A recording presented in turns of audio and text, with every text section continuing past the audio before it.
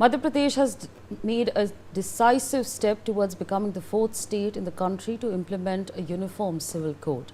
The Madhya Pradesh government has introduced the UCC bill on the opening day of the 5-day monsoon session, where noisy scenes were witnessed as the opposition demanded a discussion on the alleged land purchases linked to Chief Minister Mohan Yadav.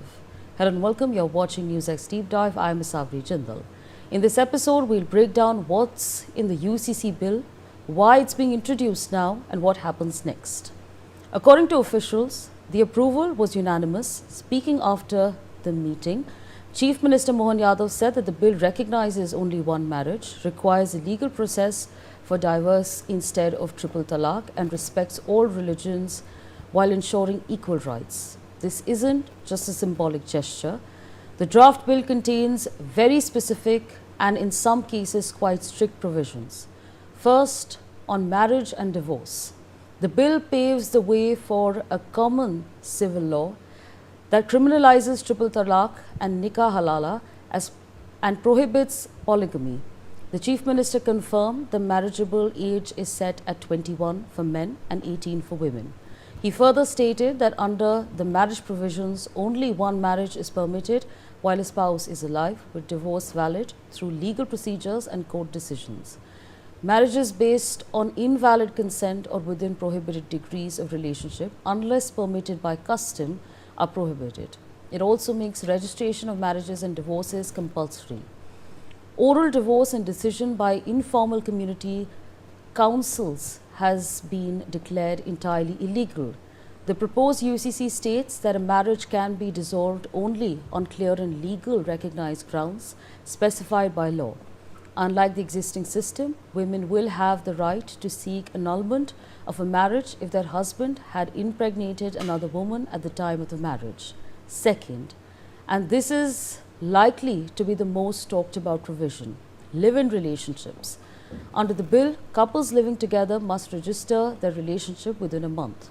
Failure to do so carries a real penal consequence. According to the draft, there's imprisonment up to 3 months or rupees 10,000 fine for living together for more than a month without registration, 3 months jail and a fine of rupees 25,000 for providing false information, and up to 6 months imprisonment and a fine of rupees 25,000 for failing to provide a statement despite notice from the registrar.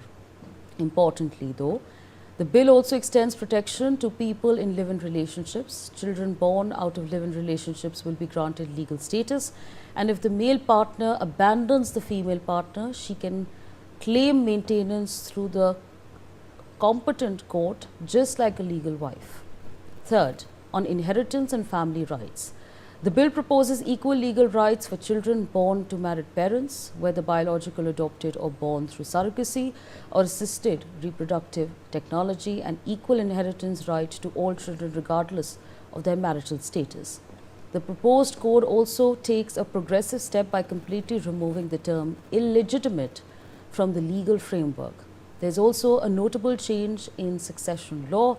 Currently, if an unmarried son dies, only his mother is entitled to a share of his property.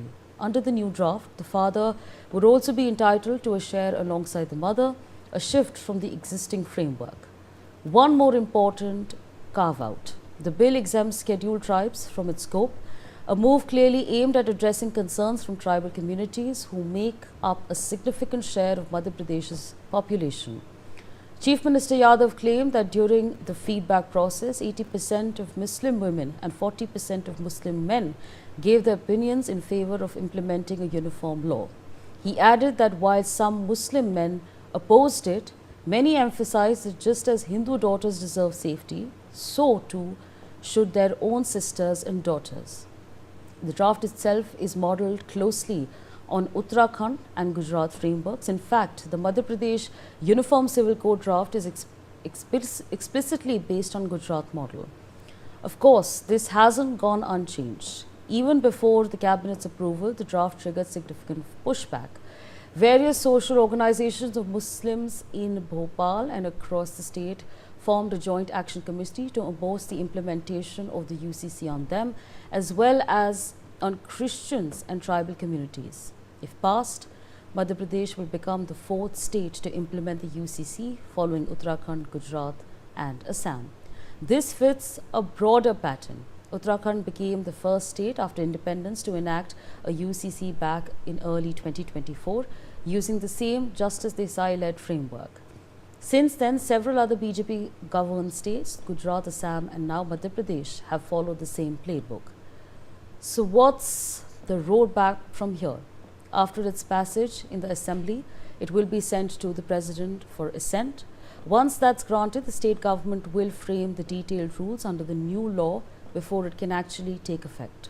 Given the number of the BJP holds in the Madhya Pradesh Assembly, passage of the bill itself is expected to be relatively straightforward. Joining us to take this conversation forward is Mr. Vineet Jindal, Advocate Supreme Court. So I appreciate you taking our time speaking to us on NewsX. And of course, I've given a detailed understanding of the bill at large. What are your perspectives over here, sir? Yes, UCC for every state is very important, and as you have specifically stated about MP UCC, I must say that it is a very comprehensive bill, and it has been trying to provide the same legal right to each and every person who is residing in MP, be it related to any religion. So I think that is a more important point here. UCC provide every children, every girl or male children equal right, because, and I specifically stated here because there are certain Muslim organizations told that, and they are opposing UCC on different states, and the same is happening in MP also. But I must say, as they have always say that the constitutional right they have, this UCC has been violated their constitutional right. The UCC never been violated their constitutional right. They are providing the constitutional right to each and every person who is a member of the community, of Muslim community basically, because they are trying to find out to opted out from the perspective of law which is applicable in our country, and this UCC is trying to get in that back in the preview of the law and regulation of the country. So I think this is very relevant, and I must appreciate the efforts which is put forward by the MP, CM, and all cabinet ministers, the people who has been drafting this bill. This is very extensive bill, and I must say this is really relevant for the people who is residing in MP.